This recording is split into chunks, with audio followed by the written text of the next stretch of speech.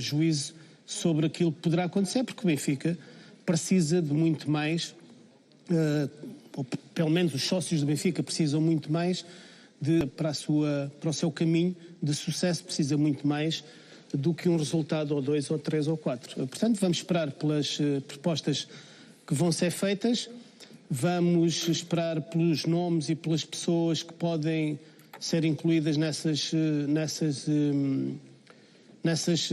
candidaturas. Julgo que vão aparecer várias.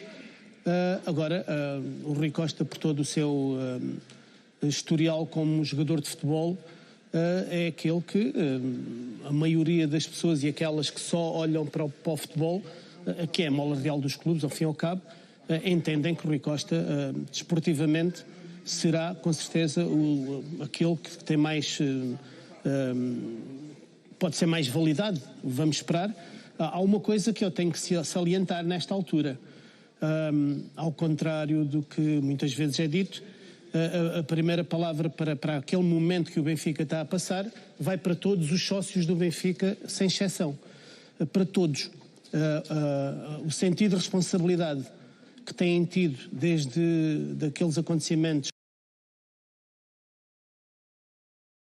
a postura e o comportamento que todos os sócios, sem exceção, têm tido em relação ao momento que o Benfica está a viver. E, portanto, eles também contribuíram e muito. Todos os sócios, repito, contribuíram e muito para o momento de tranquilidade que o Benfica vive nesta altura e se calhar os resultados até se podem também associar a esse comportamento que todos os sócios têm tido. Achas que estes números e, sobretudo, Vítor, este arranque de época do Benfica vai levar a oposição da direção do Benfica a repensar um pouco em relação às próximas eleições? O que é que esperas? Mariana, em primeiro lugar, acho que a CMTV fez muito bem em promover esta sondagem antes deste jogo com o PSV, antes de poder ser adulterada por um resultado positivo ou negativo, verdadeiro sentimento, que neste caso creio que não está restrito a benfiquistas, mas já se projeta um pouco de qual é o que tipo de penetração existe no eleitorado, chamemos assim. Ainda que não esteja aqui representante do movimento Benfica bem maior, de Brás Frade, que em termos de ideias poderá ser um marco, mas vai ser Vítor, deixa-me chegar às bases. Vítor, deixa-me só fazer uma pergunta. Só fazer uma pergunta para ficar esclarecido. Mas esta sondagem é feita a sócios? Não, portugueses. É todos os portugueses. Okay. Todos os portugueses. Pronto, e era aí que eu queria chegar, porque, por exemplo, neste caso, nós temos 57%, ou seja, a maioria de pessoas não sabe ou não responde. E eu tenho poucas dúvidas de que se a sondagem fosse feita a seguir ao jogo com o PSV, ou seja, adulterada, entre aspas, negativo, tenho de perspectivas de voto ou de projeção de votos. Agora, há também aspectos que aqui temos que retirar, há eleições que temos necessariamente que retirar. Um candidato que tem 34% ou 34,7%, a coisa que o valha nas últimas eleições, como João Noronha Lopes, não pode chegar a uma altura destas em que o Benfica está em crise, em que o Benfica desde 7 de julho supostamente estava em risco de colapso. E quer queiramos, quer não há eleições com data marcada, mas toda a gente sabe que vai haver eleições. E a principal figura dessa oposição, que teve uma votação também ela muito importante, que deu 34,7%, se não estou em erro, aparecer numa sondagem deste tipo com 1,3% e, sobretudo, com esta decalagem monstruosa em relação ao Rui Costa. Acho que isto vai fazer seguramente refletir os movimentos da oposição e, supostamente, também perceberem se repetir uma candidatura de Noronha Lopes, se de facto os indicadores são estes, se faz algum sentido ou se não é melhor refrescar a mensagem, refrescar as ideias e também a pessoa que vai dar a cara pelo projeto, sendo certo que, repito, tenho quase a certeza que se a sondagem fosse feita a seguir, achou que o PSV, o Rui Costa já estaria acima de 50%. E isso, quer queiramos, quer não, no futebol português e nas lutas eleitorais de movimentos associativos ou de clubes eminentemente associativos como o Benfica, o sucesso esportivo normalmente é sempre má notícia para as oposições. Já vamos voltar ao Benfica, até porque daqui a pouco há especial CM dedicado ao momento do Benfica, mas para já avançamos para o Sporting. Vai continuar a haver também novidades sobre o Benfica e sobre o especial CM no topo do nosso ecrã, mas há uma oficialização de um reforço para o Sporting. João Virgínia é reforço do Clube de Alvalade, o guarda-redes de 21 anos já foi apresentado no Sporting. João Virgínia chega por empréstimo de uma época com uma cláusula de opção de compra no valor de 3,5 milhões de euros. O guarda-redes guarda-redes português diz que não hesitou em aceitar a proposta do Sporting pela vontade que tinha de voltar a Portugal. Virgínia fez parte da formação no Benfica, depois foi contratado pelo Arsenal em 2015, depois trocou o clube londrino pelo Everton, com o qual tem contrato até 2024. O novo camisola 31 do Sporting chega para preencher a vaga deixada por Luís Maximiano, que foi vendido ao Granada por 4,5 milhões de euros, mais meio milhão caso o clube espanhol garanta a permanência na primeira divisão espanhola. É uma boa contratação para o Sporting, Fernando? Não o conheço. Tem pouco jogo jogado, tem sido suplente nos clubes onde tem andado. Ruben Amorim diz que é um excelente guarda-redes. Internacional Sub-21. Internacional Sub-21. O Sporting precisava de mais um bom guarda-redes. Portanto, não sei se é o João Virgínia ou não. Agora, pelos vistos, nem tudo é bom, na minha modesta opinião. Se é um guarda-redes que não tem jogado, acredito no treinador, que diz que tem ali que é um excelente guarda-redes. Agora, acho que para substituir um guarda-redes que a eficácia que tem sido a Adam, acho que era preciso mais, na minha modesta opinião. Volto a dizer, não o conheço, não sei, vejo pouco, ninguém o veio jogar, tirando há uns anos atrás a espaços. Estreou-se há pouco tempo até pela equipa principal do Everton, é um jogador que tem uma longa carreira em Inglaterra, tem essa experiência também de estar no futebol inglês já há muitos anos, além de ser internacional sub-21 por Portugal. Tendo em conta a saída de Max, achas ou não que o Sporting encontrou aqui uma boa solução? Não sei, não conheço muito bem, sinceramente, mas é um jovem e certamente se veio para o Sporting é porque Ruben Amorim tem as melhores informações e porque conhece algo deste jovem. Os sportinguistas, como diz o Fernando, querem que haja uma opção e uma solução válida ao Adam, porque se houver algum problema, Deus queira que não, porque... Espero que seja o miúdo. Claro, se houver algum problema, que tenha esse guarda-redes, principalmente para garantir a qualidade. Agora, não sei, não conheço bem, não vou tecer comentários que podem ser, já representou as nossas seleções, porque tem valor, tem valor, mas não o tenho visto jogar, por isso não vou emitir nenhum comentário, mas volto a frisar que se o Ruben de alguma maneira tem as melhores informações sobre ele. Vamos ver.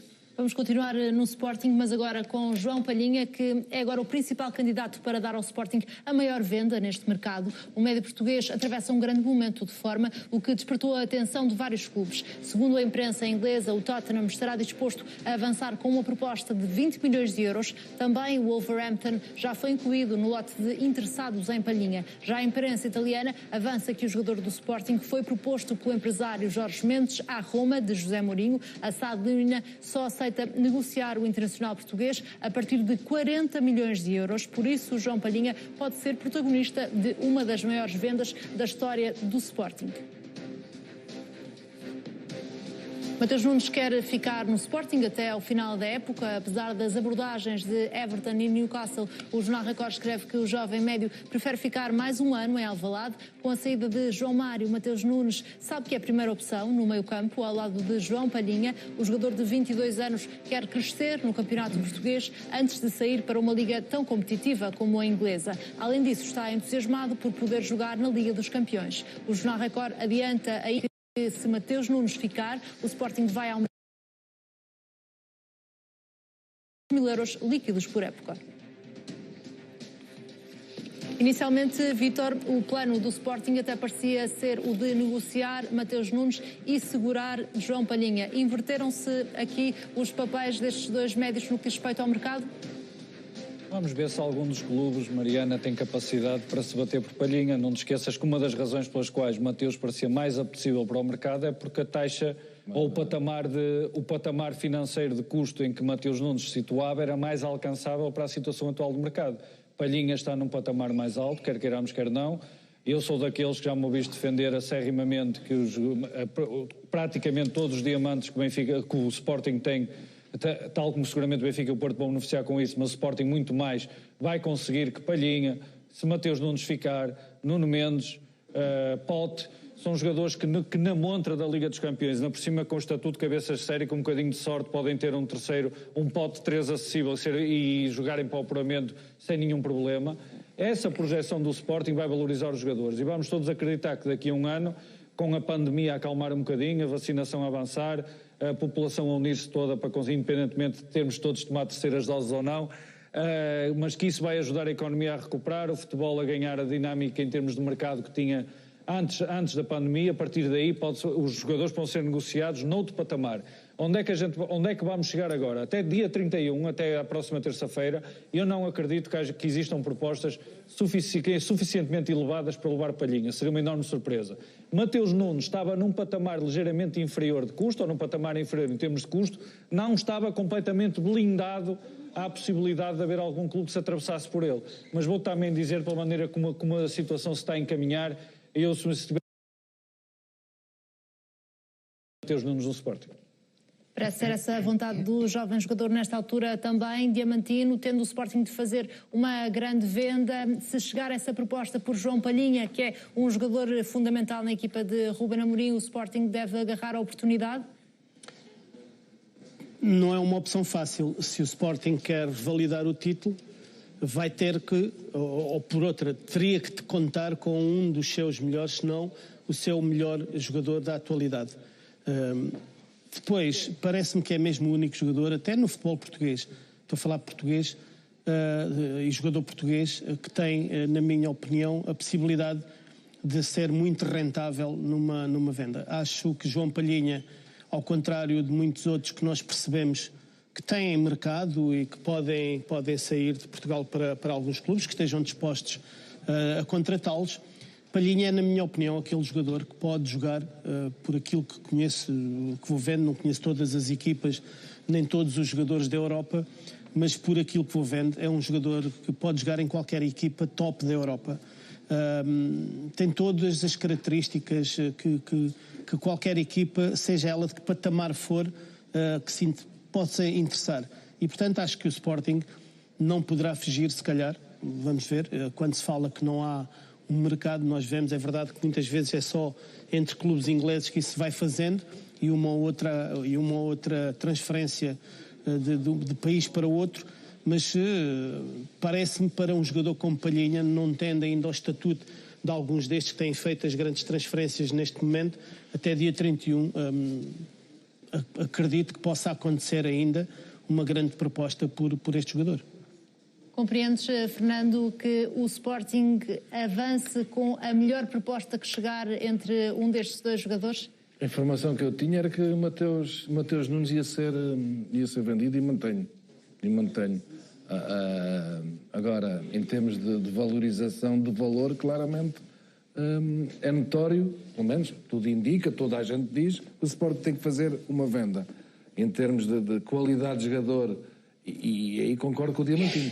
A Palhinha, neste momento, parece-me ser, tirando Nuno Mendes, que acho para mim é dos melhores laterais esquerdos da Europa, e o Pote, também não nos podemos esquecer do Pote. Sim, mas Mateus, neste momento, mas o Palhinha, neste momento, Fernando, é mais valioso para qualquer clube. Eu acho que é neste momento o Sporting podia ter aqui, se não tiver, ou tudo indica que isso não vai acontecer, se não tiver necessidade de vender jogadores, tem ali 5, 6, 7 jogadores que a montra da Liga dos Campeões, e o que eles estão a fazer atualmente, se calhar o valor deles daqui a 2, 3 ou 4 meses duplica. O Mateus Nunes, o Nuno Mendes, o Pote, o próprio Palhinha, o Gonçalo Inácio, tem ali uma série de miúdos que o Sporting pode ganhar muito dinheiro. Agora é ver se o Sporting tem capacidade financeira para manter estes jogadores. Já conseguiu despachar alguns, ainda está lá mais alguns, os Renans e o filho do Bebeto. O melhor é ser já, Fernando. O melhor é ser já, Fernando. Sabes que o comboio às vezes não passa. Sabes que o comboio às vezes não passa duas vezes. Olha, Tirinho, 20 milhões pelo Palhinha. Não. Olha, paga isso pelo Rafael Camacho, ou pelo Tiago Ilório, ou pelo, sei lá, por quem? Pelo Palhinha, 20 milhões, pelo amor de Deus. Não. Não, deixa eu estar aqui, 20 milhões.